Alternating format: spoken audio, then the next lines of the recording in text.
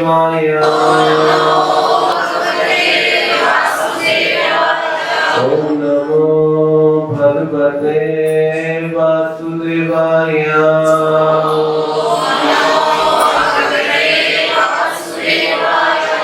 ओम अज्ञानतिमिरन्धस्य ज्ञानाञ्जनशलाकया चक्षुरुन्मीलितं येन तस्मै श्रीगुरवे नमः।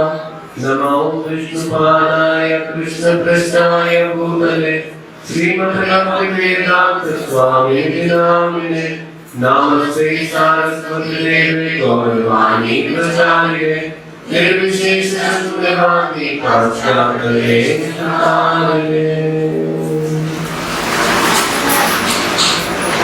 हरे कृष्ण। सभी का अभिनंदन करते हैं। जैसा कि हमने कहा कि आज का विषय है पूतना का व्रत। आगामी जन्माष्टमी के पर्व के आगमन से पूर्व हमारी चेतना कृष्णमय हो सके, क्योंकि माता देवकी भगवान कृष्ण प्रवेश करने से पहले वो माता देवकी के हृदय में प्रवेश किए। उसी प्रकार से जन्माष्टमी का मतलब है भगवान का हमारे हृदय में प्रवेश करना। तो भगवान कृष्ण जिनके बारे में वैदिक साहित्य का ये कहना कि वो परम सत्य है, और 7वें अध्याय में गीता में भगवान कृष्ण भी ईश्वर बात कहते हैं, मता परतरम न अन्यत् किंचित अस्ति धनंजय, मुझसे बढ़कर और कोई सत्य श्रेष्ठ नहीं। तो भगवान कृष्ण जो कि वो परम सत्य हैं, उनका नाम, उनके गुण, उनका रूप, उनकी लीलाएं, उनका धाम भी परम सत्य है। वो भी उनके समान शक्तिशाली है। लेकिन हमारा अनुभव ऐसा नहीं है। तो भगवान का धाम, गुण, रूप, लीला आदि जब हम उसके संपर्क में आते हैं तो वो हमें ऐसा प्रतीत नहीं होता, क्योंकि हमारा इसमें कोई आकर्षण नहीं है। तो भगवान हमें आकर्षित करने के लिए क्या नहीं करते, वो क्या नहीं करते जिससे हम उनकी ओर आकर्षित हो जाए। तो भगवान कृष्ण ऐसी अनेक लीलाएं करते हैं जिससे हमारा आकर्षण उनके प्रति जागृत हो। इसीलिए आचार्य विश्वनाथ चक्रवर्ती ठाकुर कहते हैं भगवान कृष्ण का जो शाश्वत धाम है, जिसे गोलोक वृंदावन कहा जाता है, उस गोलोक वृंदावन में जो भगवान अपनी दिव्य लीलाएं करते हैं, और जब भगवान इस भौम वृंदावन में आते हैं, यानी इस भौतिक धरा में, और वो जब वहां पर अपनी लीलाएं करते हैं, तो इन दोनों में क्या अंतर है? तो आचार्य कहते हैं कि भगवान कृष्ण की जो भौम वृंदावन में की जाने वाली लीलाएं हैं, यानी कि इस संसार में की जाने वाली लीला, वो ज्यादा रुचिकर है। क्यों? क्योंकि असुर गोलोक वृंदावन में नहीं होते, प्रवेश ही नहीं कर सकते। जब तक हमारे हृदय में अनंत रहेंगे, हम भगवान के धाम में प्रवेश करने के अधिकारी नहीं होंगे। इसलिए श्री प्रभुपाद जी ने इस आंदोलन को कहा कृष्ण भावना अमृत आंदोलन। ये कृष्ण की भावना का आंदोलन है। तो हम यहाँ क्या पाने के लिए आए हैं? कृष्ण की भावना। तो हम यहाँ क्या प्राप्त कर सकते हैं?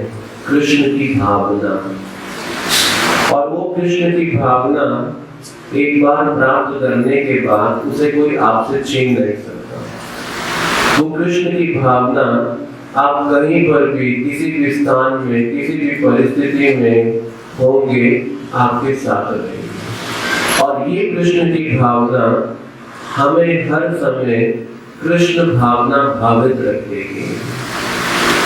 तो इस भक्ति मार्ग में ये जो भावना है कृष्ण की, ये बड़ी मूल्यवान है। इसीलिए भक्ति के पथ में हमारी चेतना का बड़ा विशेष महत्व है। अगर किसी ने अपनी चेतना को खो दिया, यानी कि उसे दुर्गति के मार्ग पे जाने दिया, तो ये सबसे बड़ा लॉस है। और सबसे बड़ा प्रॉफिट है कि अगर हम इस चेतना को कृष्ण भावनामय बना सकें जीवन में।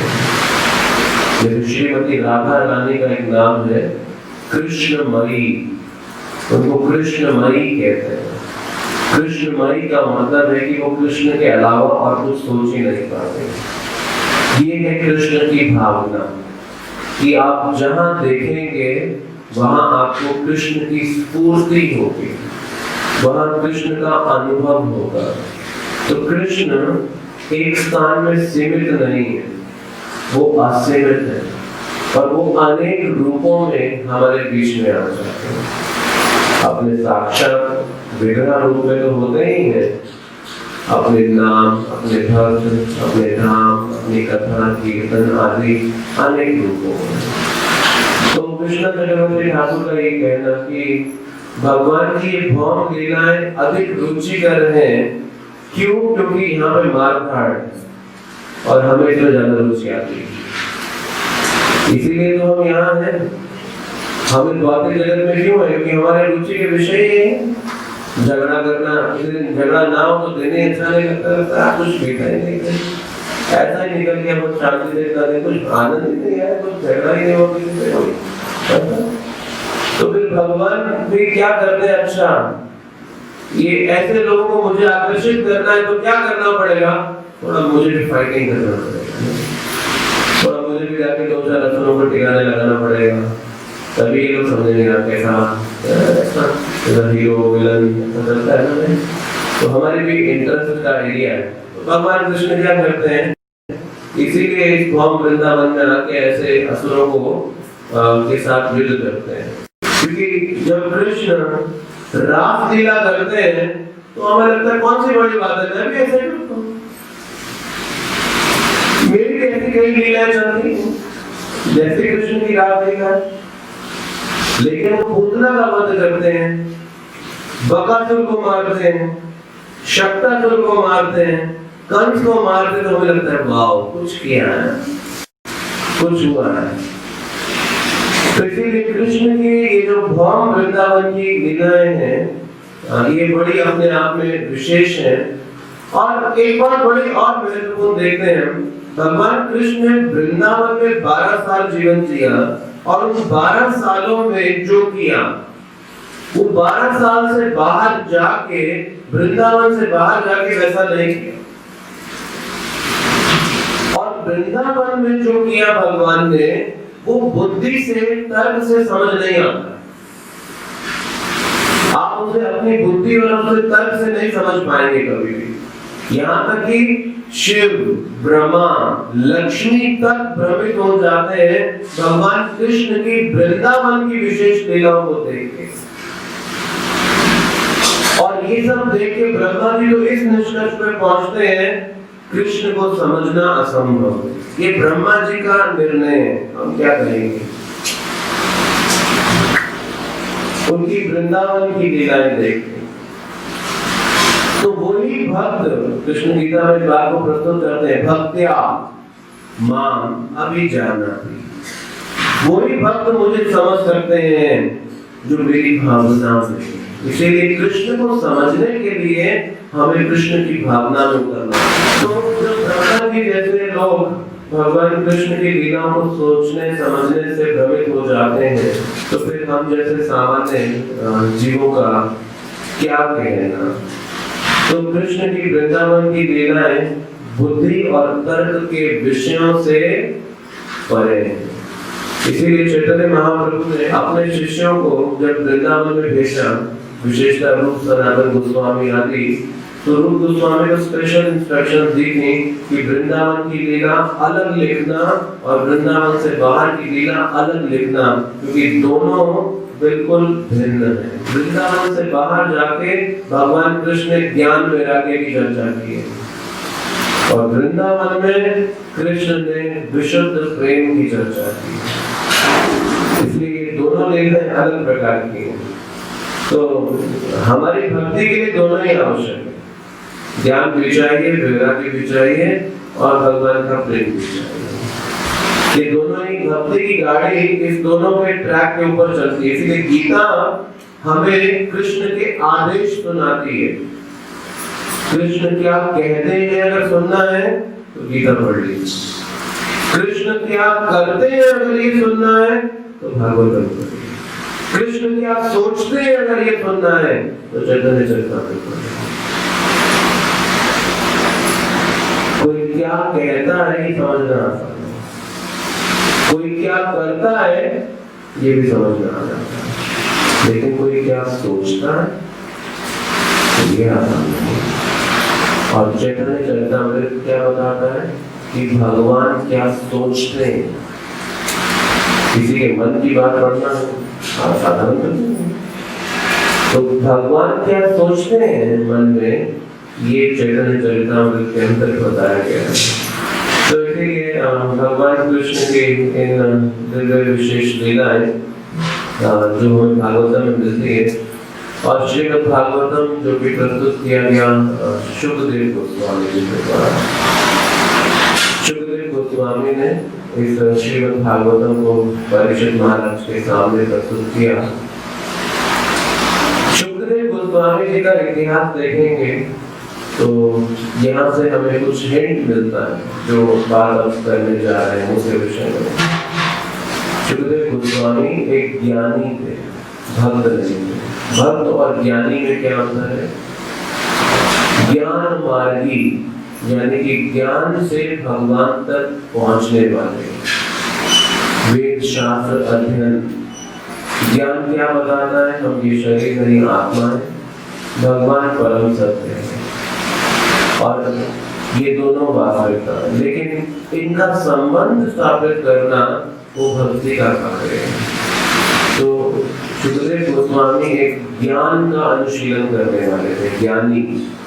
लेकिन जब उन्होंने श्रीमद् भागवतम में ये प्रसंग सुना, कौन सा प्रसंग? पूतना का वध। जब शुकदेव गोस्वामी ने ये पूतना का वध सुना तो भक्त बन गए। ये ऐसा विशेष है। क्या है ऐसा विशेष कि शुकदेव गोस्वामी जैसे व्यक्ति को इसने द्रवित कर दिया, इसने प्रभावित कर दिया। हालांकि इस क्रिया को आप कई बार सुन चुके, पढ़ चुके, जानते होंगे, लेकिन क्या था ऐसा कि शुकदेव गोस्वामी जैसा व्यक्ति इस बात से इतना प्रभावित हो गया कि वो ज्ञान का मार्ग छोड़ के भक्ति के मार्ग के अंदर आ गया। पूतना की इस विशेष लीला में जो विशेषता नजर आती है, पूतना कृष्ण को योजना बना के मारने आई, यानी कि दृढ़ता के साथ निर्णय लेकर कि कृष्ण को मारना, ये प्लानिंग करके पूतना आई। और कृष्ण इस बात को जानते कि पूतना दृढ़ता के साथ ये निर्णय लेकर उनको मारने के लिए आई। इसे कपट कहा जाता है। कपट की परिभाषा क्या है? कि मुख में कुछ और मन में कुछ और। इसीलिए महात्मा व्यक्ति उसको बोला जाता है जिसका विचार और शब्द एक ही है। हमारे शब्द और हमारे विचार अलग हो जाते हैं। हम कह कुछ रहे होते हैं, सोच कुछ और रहे होते हैं। इसलिए ऐसे व्यक्ति को शास्त्र दुरात्मा कहते हैं। तो पूतना में ये कपट की भावना थी। अब भगवान कृष्ण का एक नाम है सर्व आकर्षक। वो सर्व आकर्षक भगवान, जब पूतना उन सर्व आकर्षक भगवान के करीब आई तो क्या पूतना ने प्राप्त किया? ये बहुत ही हृदय को छूने वाला विषय है। ऐसी कृपा अद्भुत भगवान की, ये हमें बताता है कि वास्तव में भगवान की कृपा की सीमा क्या है। कोई कहे कि भगवान की ये कृपा की सीमा है, या कोई कहे भगवान की कृपा इतनी हो सकती है, लेकिन ये पूतना के वध की कथा है, ये भगवान की कृपा की सीमा को परिभाषित करती है कि उस भगवान की कृपा की सीमा की गहराई कितनी है। ये पूतना है। और इसलिए सुखदेव गोस्वामी इससे इतना प्रभावित है कि पूतना की किसी योग्यता को नहीं देखा कृष्ण ने, किसी अयोग्यता को नहीं देखा। तो भगवान ने पूतना की योग्यता अयोग्यता का विचार किए बगैर अपनी कृपा दी। ये बहुत ही अतुलनीय उदाहरण। अब किसी भी संबंध में आप देखेंगे, आरंभ में बड़ा प्रेम पाया जाता है। नया संबंध कोई भी स्थापित करेंगे, आरंभ में बड़ा प्रेम पाएंगे, लेकिन जैसे जैसे संबंध पुराना होता है, अब प्रेम की जगह उसमें खटास आनी शुरू हो जाती है। कोई भी रिलेशन भौतिक जीवन में उठाकर देखेंगे, कोई भी संबंध भौतिक स्तर पर देखेंगे, तो आरंभ में चाहे वो बड़े जीने मरने की बात करें, लेकिन धीरे धीरे जैसे ही वो रिलेशन पुराने होने शुरू होते हैं, हम करीब आना शुरू करते हैं एक दूसरे के, तो अब उन संबंधों के अंदर दरारें और विवाद नजर आने शुरू होते हैं। तो भगवान कृष्ण अपनी इन लीलाओं के माध्यम से भौतिक जगत में आके इश्तिहार दे रहे हैं कि तुम संबंध बनाने के लिए इस संसार के लोगों के बीच में मारे मारे फिरते हो। कभी किसी के पास जाते हो, कभी किसी का आश्रय लेते हो, कभी किसी को अपना बनाते हो, लेकिन मैं यहाँ खड़ा हूँ, मैं यहाँ खड़ा हूँ, और अगर तुम मुझसे संबंध बनाते हो तो उस संबंध में आरंभ और अंत दोनों में कभी कठिनाई है। आरंभ मध्य अंत हर स्थान पे भगवान के साथ बनाए गए संबंध में कहीं पर भी कोई दरार नहीं नजर देखने की। इस संसार के बड़े से बड़े संबंध टूट जाते हैं, लेकिन भगवान के साथ बनाए गए संबंध में कठिनाई नहीं उत्पन्न होती। तो सुखदेव गोस्वामी ने ये पूतना की लीला पूरी भागवतम में भगवान कृष्ण की सब लीलाओं में सबसे ज्यादा विस्तार से प्रस्तुत की है। सबसे ज्यादा डिटेल में किसी लीला को सुखदेव गोस्वामी ने बात की भागवतम में, तो वो पूतना की लीला है। क्यों? क्योंकि सुखदेव गोस्वामी खुद इससे इतने प्रभावित थे। जिस चीज से आप प्रभावित हैं, और जब आप वो बताएंगे तो आप उसे बड़ी डिटेल के साथ बताएंगे।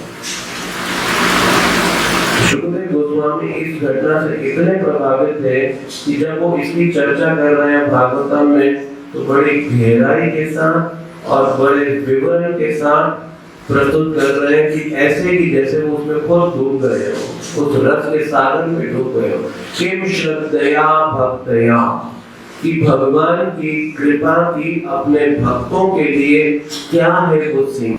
कोई व्यक्ति आपके लिए बुरा करे और आप उसको अपने जीवन का सब कुछ न्यौछावर कर दें, ये कृपा कहलाएगी। तो पूतना ने क्या किया? भगवान को मारने का प्रयत्न, और कृष्ण ने पूतना को क्या दिया? मां का स्तर। अब सोचिए, ये है भगवान की कृपा। विचार करके देखिए, जो कृष्ण को मारने के लिए आया और कृष्ण उसको अपनी मां का स्तर दे रहे हैं, जो भगवान की प्रेम से भक्ति करे, भगवान उसको क्या देंगे? यहाँ विचार कीजिए भगवान की कृपा।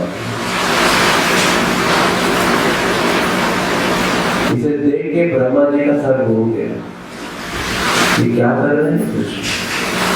आप पूतना का जरा हिस्ट्री उठाकर देखेंगे, एक पुण्य नहीं किया था उसने अपने जीवन में और कोई पाप छोड़ा नहीं था।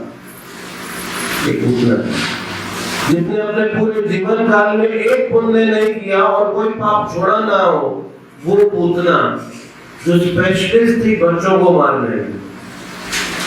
कंस के पास बड़े स्पेशलिस्ट असुर थे अलग अलग प्रकार के, और कंस ने पूतना को बोला कि ब्रज में जितने बच्चे जन्म के सबको मार दो जाके, पता नहीं कौन सा मेरा काल जो है। तो जब वो कृष्ण के पास आई तो पूतना धोखा खा गई, लेकिन इस धोखे में भी पूतना लाभान्वित हो गई। तो भगवान के पास कोई अगर दुर्भावना से भी आ जाए, वो भी लाभान्वित होकर ही जाएगा, वो भी फायदा उठाकर ही जाएगा। वो पूतना जिसने अपने पूरे जीवन में एक पुण्य नहीं अनेक पाप किए थे और पूरा फैमिली असुरों का था। पूतना के बाद पूतना को मारा कृष्ण ने और अपनी मां का दर्जा दे दिया और भेज दिया अपने गोलोक वृंदावन में। और दूसरी तरफ पूतना का फिर भाई आया कृष्ण को मारने, बकासुर, उसको भी मुक्त कर दिया। फिर छोटा भाई आया अगासुर, उसको अपने में लीन कर दिया। तो ब्रह्मा जी का तो चारों सर घूम बोले ये क्या चल रहा है, ये कर क्या रहा है कृष्ण यहाँ पे? तो एक सर ने दूसरे से पूछा तुम्हें समझ में आया क्या?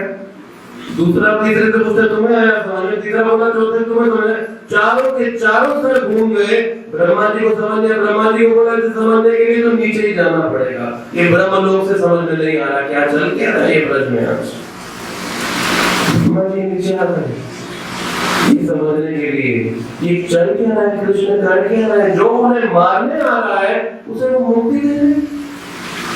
और कैसी मुक्ति, अपना मां बना लिया पुत्र, ये कर क्या रहे हैं कृष्ण?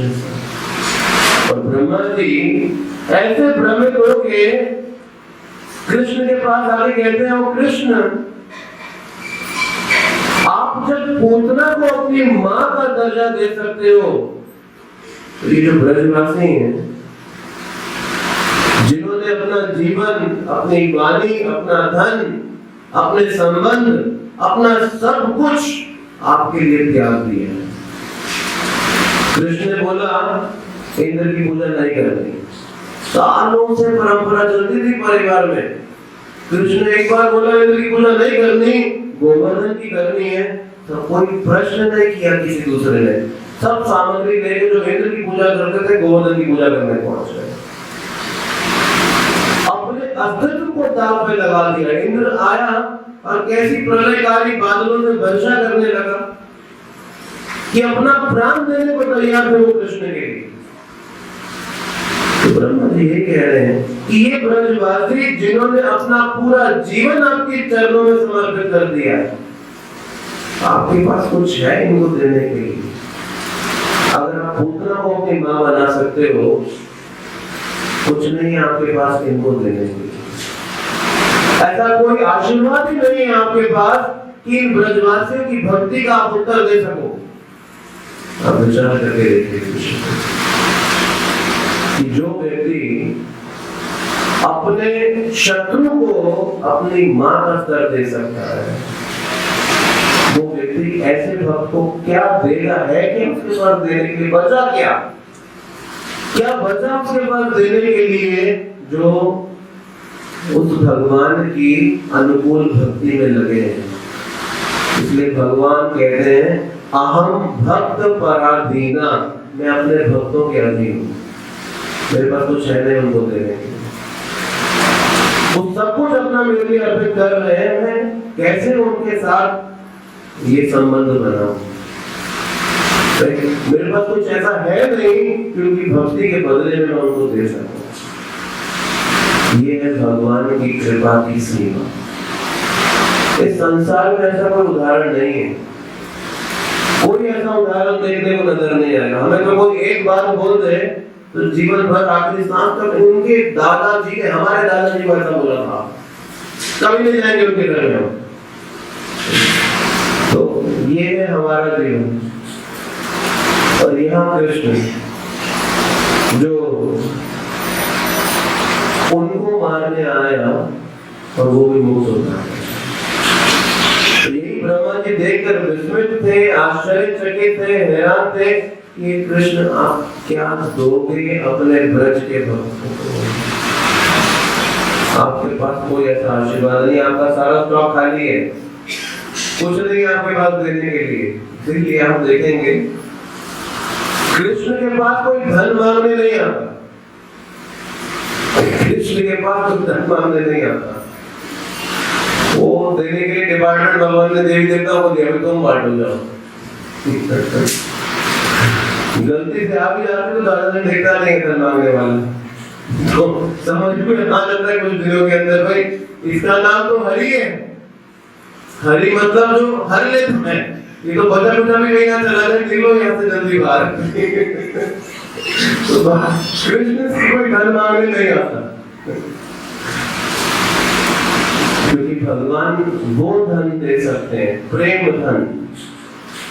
भगवान उस प्रेम धन को देने के लिए बैठे हैं कि जो इस पूरे संसार में कोई नहीं दे सकता। और इस प्रेम के धन का मूल्य कोई नहीं चुका। तो इसलिए भगवान की भक्ति अपनी समस्याओं के समाधान के लिए नहीं की जाती। भगवान की भक्ति अपनी समस्याओं के समाधान के लिए नहीं करते हैं। ये समस्याएं हमारे कर्मों का भाग है। भगवान की भक्ति भगवान की प्रसन्नता के लिए करते हैं। ये थे ब्रजवासी, उनको इंद्र ने आके सताया, रह रह के असुर आके ब्रज में कुछ ना कुछ तांडव कर रहे थे, लेकिन कभी भी उन्होंने इसके लिए कृष्ण को कोसा नहीं। जब से तुम आए हो ना, ये कंस रोज 200 भेज रहा है। तुम्हारे आने से पहले कितनी शांति थी, देखो ब्रज में सब कुछ ठीक चल रहा था। तुम्हारे जन्म लेने के बाद से सारी कठिनाई शुरू हो गई है। ब्रजवासी ने कभी ऐसा नहीं कहा, क्योंकि जो प्रेम का धन उनको कृष्ण से प्राप्त हो रहा था, उसके लिए जो जीवन की छोटी अशांति भी थी, उसको सहन कर रहे थे। इसलिए जो पूतना का वध है पूरे भागवतम में बहुत विशेष, कि भगवान की कृपा की सीमा को बताने वाला है। और इसीलिए क्योंकि हम भगवान की कृपा की सीमा नहीं समझते, धैर्य हो जाते हैं कई बार भगवान के पास आके कि हमारी मनोरथ पूरा नहीं हो रहा, जो हम चाहते हैं हमारे जीवन में हो वो हमें नहीं मिल रहा, धैर्य नहीं है हमारे पास। अब आप सोच के देखो, भगवान कितना धैर्य रख के बैठे, जन्म जन्मांतरों से हमारी प्रतीक्षा करते हैं कि इस जन्म में तो कम से कम ये आएगा मेरे पास, लेकिन फिर भी हम वो मोड़ लेते हैं। फिर सोचते चलो इस जन्म में तो आएगा ये, लेकिन फिर भी वो मोड़ लेते हैं। तो भगवान कितना धैर्य रखकर बैठे, तो हमें भी अपने जीवन में ये धैर्य के गुण को विकसित करना चाहिए कि जब मनोरथों को लेकर भगवान के पास कुछ आए, तो सबसे बड़ा धन भगवान हमें प्रेम भक्ति का देंगे। और ये देने के लिए पूरे संसार को भगवान कृष्ण क्या है, अवतरित हुए। तो भगवान इतना कष्ट करके अपने आध्यात्मिक जगत से भौतिक जगत में हमको आकर्षित करने के लिए आए, और वो सब कर रहे हैं कि जिससे हम उनकी ओर आकर्षित हों। तो कुछ समय हमें भी उनके लिए निकाल लेना चाहिए, और ये सर्वोत्तम उपाय है जो आप जन्माष्टमी पे भगवान को भेंट दे सकते हैं। अपने जीवन का कुछ मूल्यवान समय उनके नाम जप, उनकी कथा कीर्तन और उनकी सेवा, और ये मनुष्य जीवन की सफलता है। हरे कृष्णा हरे कृष्णा कृष्णा कृष्णा हरे हरे हरे राम हरे राम राम राम हरे हरे